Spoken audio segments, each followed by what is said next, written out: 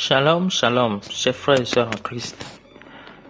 Bienvenue à la Rhapsodie des réalités de ce dimanche 11 avril 2021. La Rhapsodie est écrite par le pasteur Chris Soya Kilomé et présentée pour vous par les vérités de l'Évangile. Notre thème de ce jour, c'est les inspirations de Dieu. Et notre verset d'ouverture est tiré de 2 Timothée 3, le verset 16, qui dit « Toute écriture est inspirée de Dieu. » La Bible, telle que nous l'avons aujourd'hui,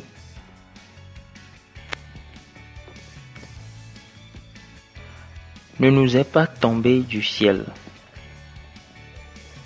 Elle a été documentée et écrite par de saints hommes de Dieu alors qu'ils étaient animés par le Saint-Esprit.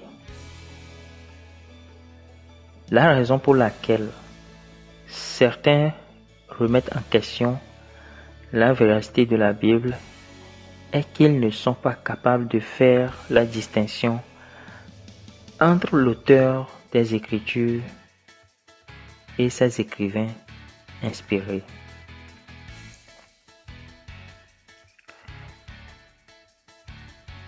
Les 66 livres qui composent la Bible ont plusieurs différents écrivains. De l'Ancien Testament au Nouveau Testament, les écrivains varient. Et ils ont tous rédigé des paroles alors qu'ils étaient inspirés par le Saint-Esprit. Par exemple, Paul a écrit la plupart des épîtres, tels que le livre de Romains, le premier et deuxième épître de Thessaloniciens, Galates, le premier et deuxième épître de Corinthiens, Philippiens, Colossiens, etc. Le Saint-Esprit a également conduit des prophètes comme Moïse, Jérémie, Ésaïe et les apôtres comme Pierre, Jean, Jacques à rédiger les Écritures. Cependant, on ne peut pas dire qu'ils sont les auteurs des Écritures. Dans notre verset d'ouverture, nous avons montré l'auteur des Écritures. Toute Écriture est inspirée de Dieu. 2 Timothée 3, le verset 16. Le mot grec qui traduit inspiration est théopneustos, qui signifie souffle de Dieu, l'inspiration de Dieu. Dieu, dans ce contexte, est le Saint-Esprit. Il est l'auteur des Écritures. Si jamais vous voulez connaître et marcher dans la volonté parfaite de Dieu, en tout moment, à tout moment, et comprendre ses jugements et ses perspectives concernant tous les domaines de la vie, étudier et méditer sur les Écritures. La dernière partie de 2 Timothée 3, verset 16 nous montre plus clairement le but des Écritures.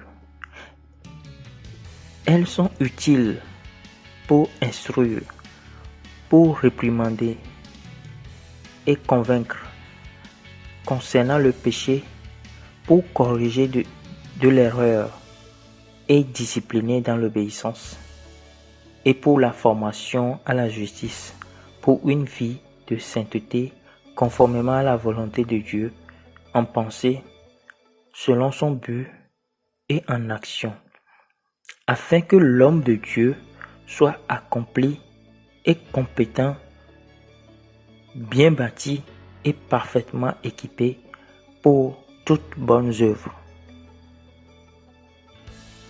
C'est le même verset 2 Timothée 3, verset 16 dans la version amplifiée.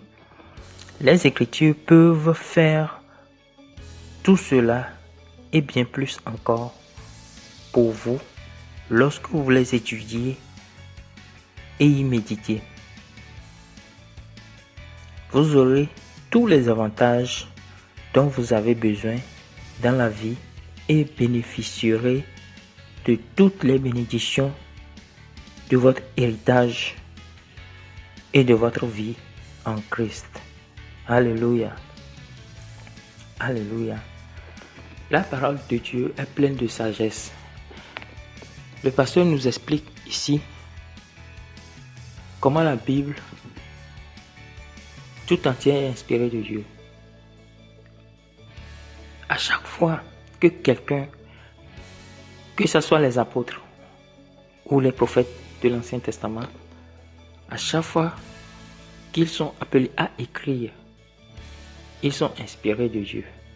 Et toutes ces écritures qui nous parviennent aujourd'hui, rassemblées dans un livre, montrent la sagesse, démontrent la sagesse de Dieu, démontrent la nature de Dieu. Et c'est un guide pour nous, pour savoir comment vivre. Et nous savons que toutes les personnes qui ont écrit chacun des livres contenus dans la Bible sont des hommes de Dieu. Donc du coup, inspirés par Dieu. Donc si nous lisons la Bible, si nous lisons la parole de Dieu, on doit, à travers ces hommes, savoir que en fait c'est Dieu qui nous parle directement. Nous sommes instruits directement de Dieu. Nous recevons directement de Dieu. On peut lire Paul, on peut lire Jean, on peut lire Moïse. Mais au-delà de Moïse, c'est Dieu qui s'adresse à nous, qui s'adresse à notre vie, qui s'adresse à notre situation, qui nous corrige, qui nous enseigne. Alléluia. Nous allons prendre la prière. Je suis entièrement soumis au Saint-Esprit, qui est l'auteur des Écritures, le révélateur des mystères, des secrets, des vérités profondes et des révélations éternelles. Par conséquent, j'ai la clairvoyance des mystères et des secrets de la vie. Je suis perpétuellement victorieux parce que l'Esprit de vérité me conduit et me guide par sa parole. Et la sagesse est évidente dans tout ce que je fais. Alléluia. Gloire à Dieu.